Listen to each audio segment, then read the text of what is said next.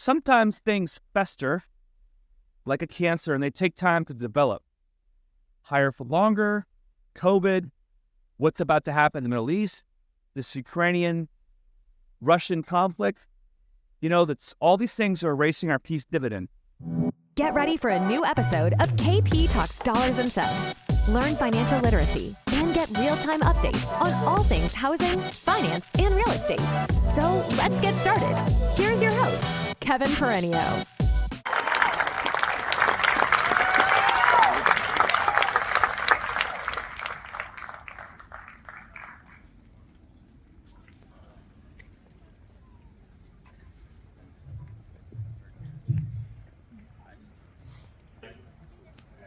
Serve as one of the individuals to articulate to you the importance of CCF's mission, specifically their support to Gold Star families.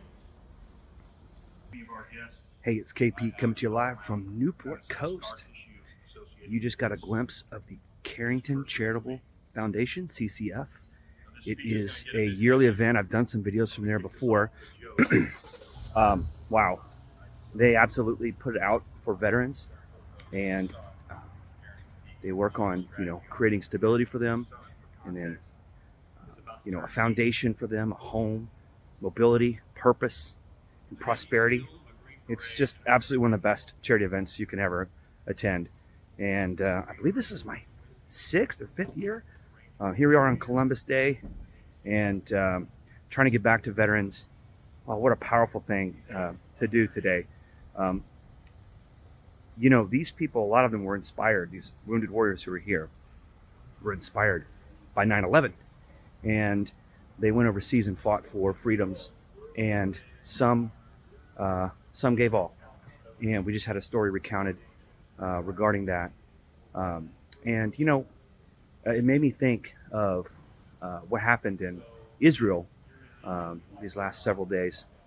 That is their 9/11, where indiscriminate killing of women and children was carried out in mass. The percentage of people so far that have been killed would be the equivalent of 21,000 Americans dying, and counting, by the way. 21,000 Americans dying in a raid. You think that moment won't inspire young Israelis?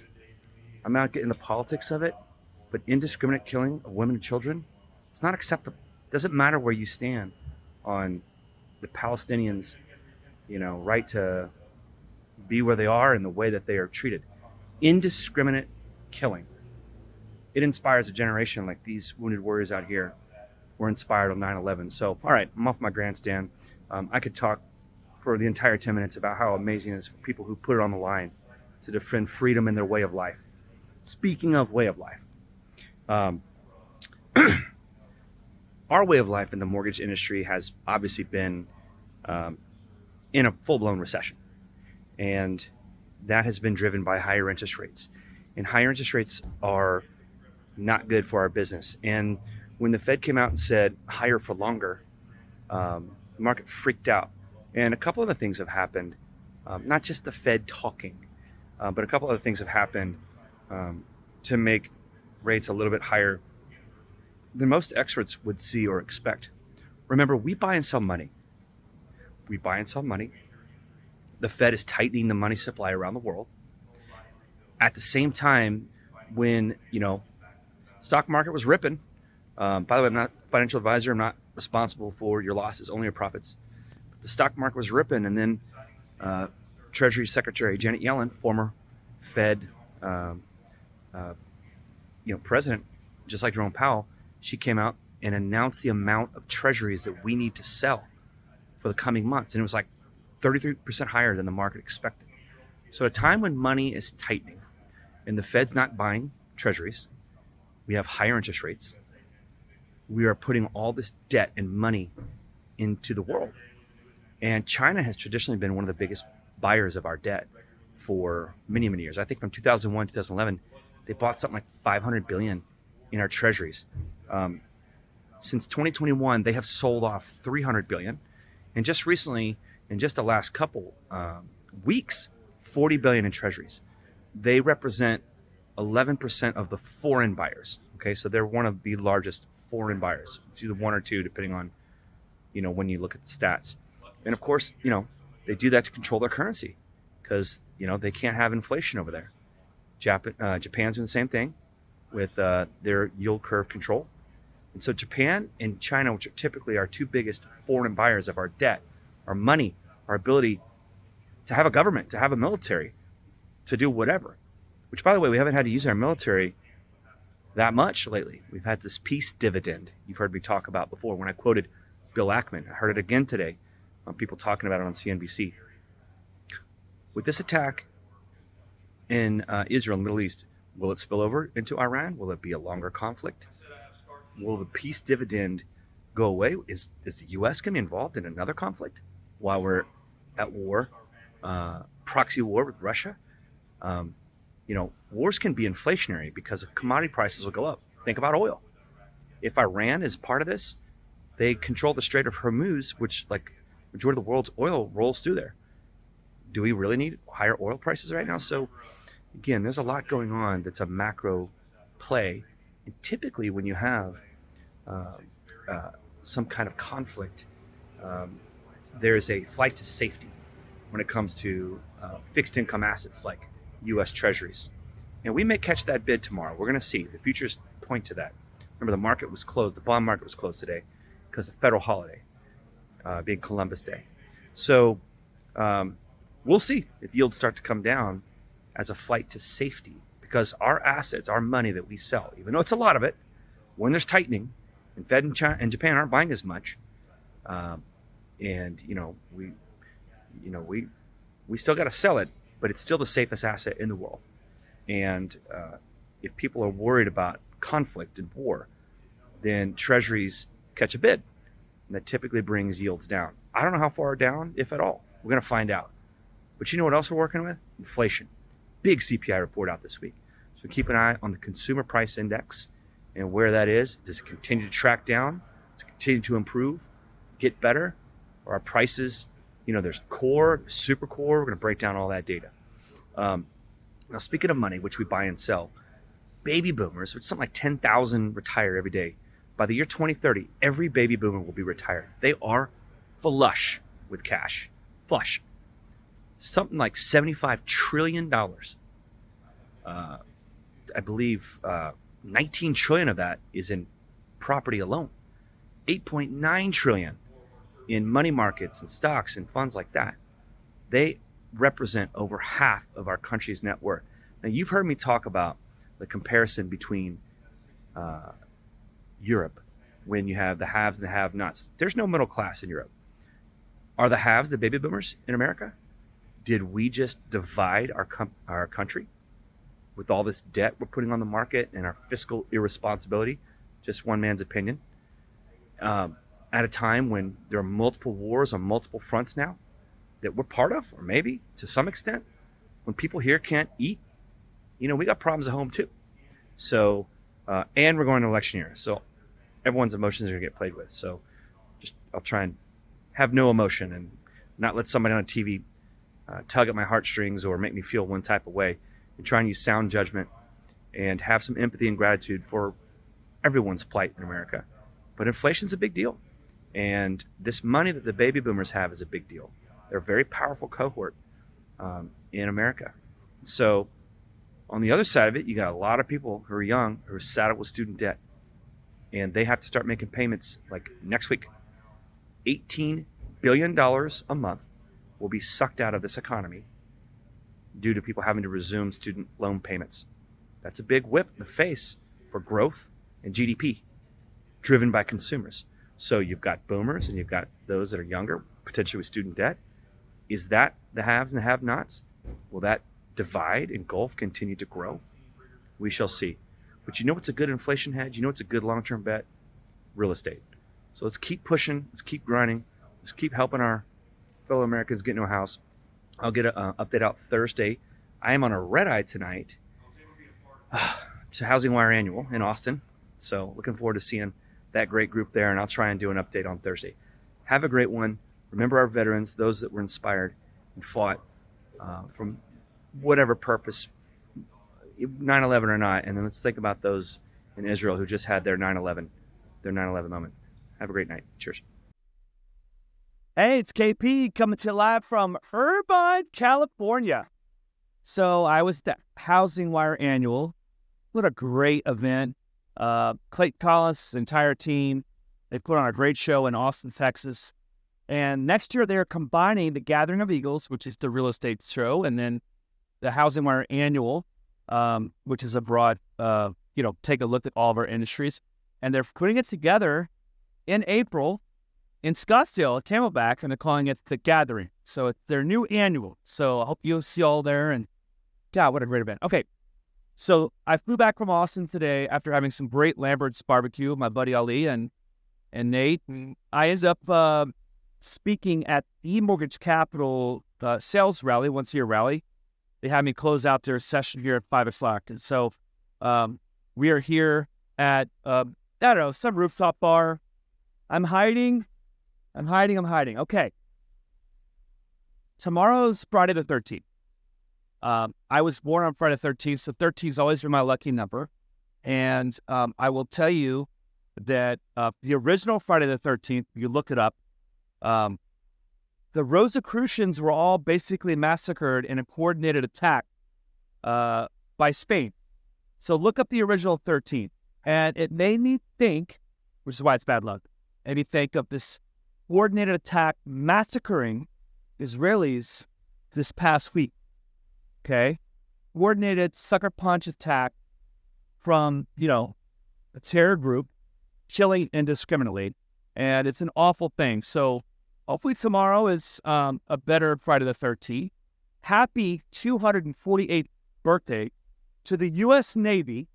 We have a lot of naval veterans here. And just want to say thank you. I'm honored that you've served our country. I don't want to thank you. You don't owe me anything. I'm honored you served our country. It's our 248th naval anniversary. We've got some aircraft carriers making their way out through the Middle East. So, a lot like COVID 4 years ago, I have some friends that were with some Chinese businessmen in December of 19 in Vegas. And just, at a hotel in Vegas, at a conference. And the guys was sick from China.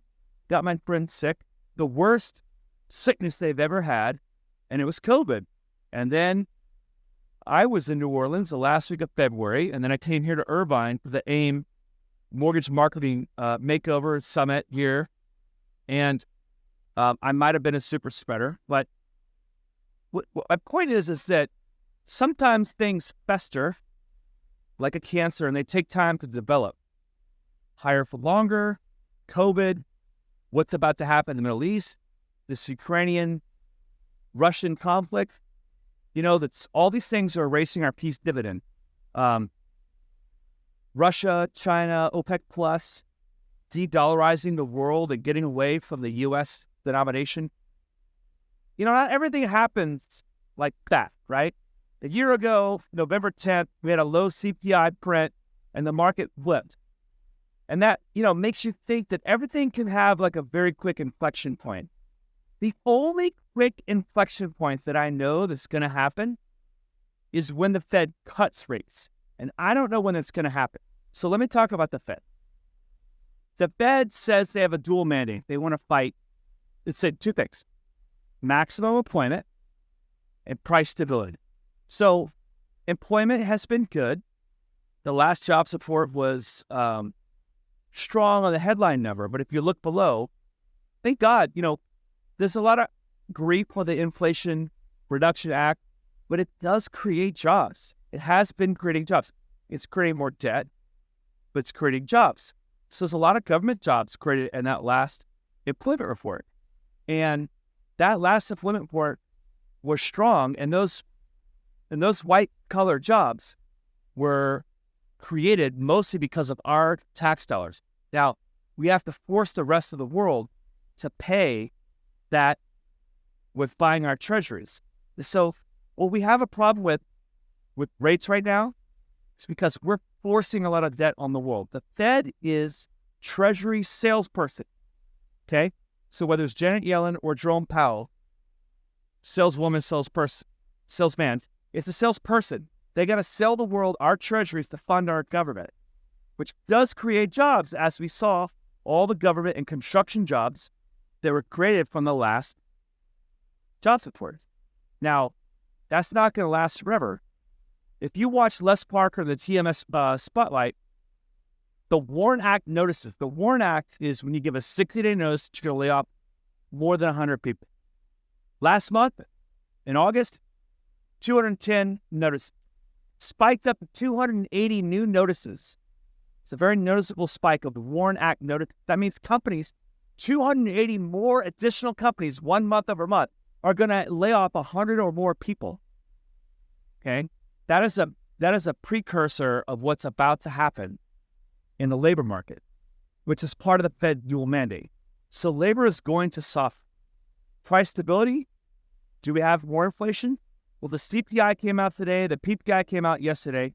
The CPI, okay, headline number a little hot, but the core number was 0.3% instead of 0.2%. Now, I don't want to be an economist who chooses in isolation the number they want. But over the last 4 months, the core CPI went 0.2, 0.2, 0.3, 0.3, okay? But if you look at supercore, which strips out housing, we're like 2.4%. So we have data that's coming out. We're data dependent, and this is what the Fed is thinking. They have a meeting on November 1st. They're probably not going to raise. And there's another meeting in the middle of December. And this is the setup. Remember, every other Fed meeting, so every 12 weeks, the Fed puts out a dot plot where they say, this is where we think the rate is going to go and how many hikes we have and how many times they're going to cut next year. They just put out a dot plot. They're not going to on November 1st, but they will in the middle of December at 2 meetings from now. That will be the pivot point because they got to put it out then. All right, did we go to 5.6? Did we do a quarter raise more in November or not, or in December or not? And they're going to have to say it going into an election year with all these cracking features going on in our economy. You know, we're slowing growth. Not overwhelming growth, we're slowing growth. But let me just say that they're going to have to say, this is what we think about in 2024. And we are going to see another dot plot in the middle of December. So we're going to have a lot of volatility between then and now. But when the Fed finally says we're done raising, then all the watch is like, oh, the economy's slowing. They're done raising. They're able to sell treasuries around the world. Don't forget, there's been a buyer strike.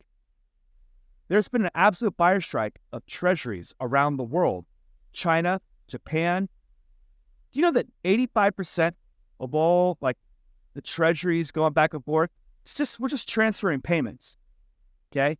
So our government and our budget, we can't handle all this. You know, we can't pay all this interest. So at some point, we're going to have to back it down. And we will. Remember, from the last rate hike to the first rate cut, on average, over time, in a century, 4 months. Let's say we're higher for longer. I'm still betting, and I'm just going to throw it out there. I may be wrong. I'm not trying to be Pollyanna perennial. But between March and July of next year, we will see a Fed rate cut, at least one. And then our industry will have lower rates, and it's game on. So let me just say a couple other things. The haves and have-nots, my theme I've been talking about. The baby boomers, the haves, they own 50% of the net worth of America. $19 trillion in housing, $8.9 trillion in cash or cash equivalents, $75 trillion of net worth, half of all the net worth.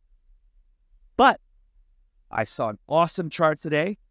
It was from Enrique Abeda, and it said that the bottom 50% of income earners in our country increased their net worths since COVID by 74%.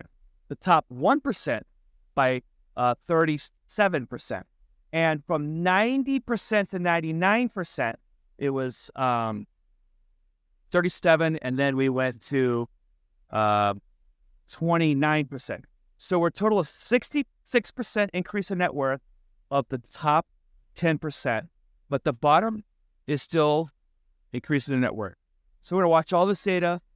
We have earnings season tomorrow. Let's see what goes on with the big banks. Watch Q1, Q earnings. Earnings season kicks off. Cheers.